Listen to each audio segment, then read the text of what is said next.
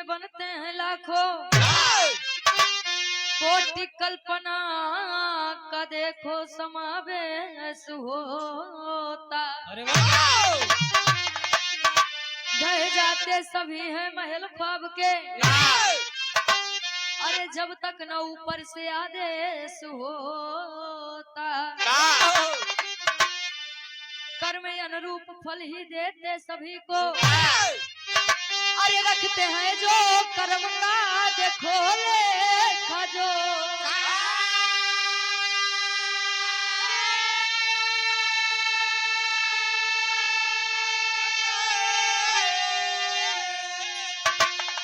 गलत काम का है नतीजा भयंकर, मगर सत्य का फल देते अनोखा।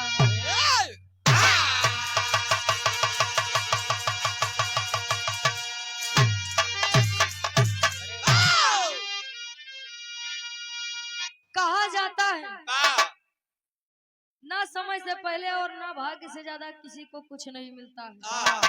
अरमान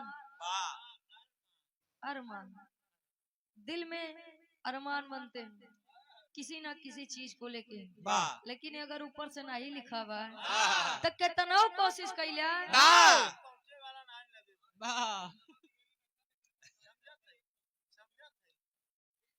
कभी जी बड़ी बढ़िया गजल के भाव लिखते हैं।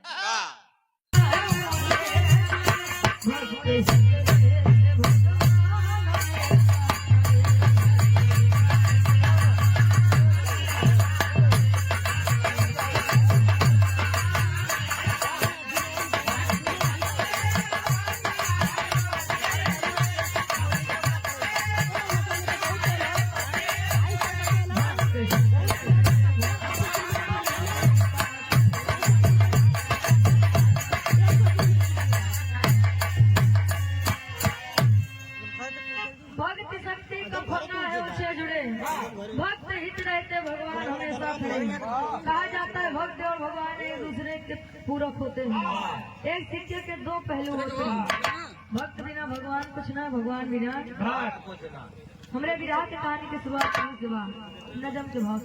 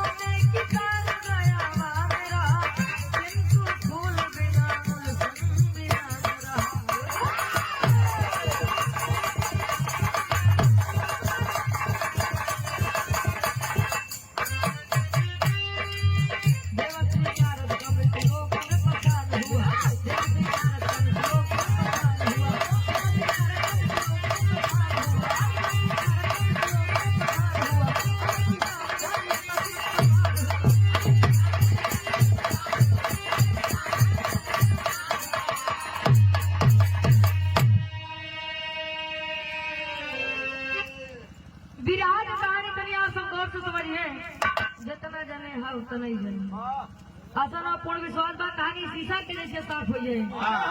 कहा जाता है अपने लिए तो जानवर भी जीवन व्यतीत करते हैं, लेकिन दूसरे खातिर जो जीवन व्यतीत करे वही इंसान बा। पता लाग मंदिर पे गए दान पेटी रखी बा, 400-500 रुपये चढ़ावा भैया QR कोड लगा देता दान पेटिया पे, जेकर लगे कैश नहीं तो ऑनलाइन डाई सकता भैया। लेकिन अगर बहरे भिखारी अगर खड़ा रहे, बैठा रहे, लूला लंगड़ा बैठा रहे, तो 10 रुपया दे में सबके पसीना छूट जाता है। बारे जमाना, जमाना के लोग, जमाना नहीं खराब है, जमाने के लोग खराब हो गए। एक किसान जी गांव में सुखी परिवार के साथ जीवन व्यतीत करत है। देखा पहले के जमाना में जब संतान न हो तो लोग मार्ग बदल रहे, लेकिन ओकर शकल देखा नहीं पसंद करत। काहे बरे कि शायद एक छत छाया हमारे ऊपर पड़िया तेकरे जैसा हम हुई जा। पहले के जितना फिल्म बने, पिक्चर बने, कोनो न कोनो चीज पे आधारित रहे। बोले का शुरू करता है, का बनवता है, बस इतना ही जाना पूरा मामला लड़का लड़की बड़े लड़की बड़े। किसान जी मन मारे बैठा वहां देवर सिंह नारद जी वो नहीं नारद जहिया नारद कुछ न पावे कुकुर फेंक भी हड्डी लड़ावा बड़ा सीटी जहिया नारद कुछ न पावे हड्डी फेंक दे कुकुर लड़ावा। सुन ले समझ ले, बाकी जाना तई सुधर भी आना।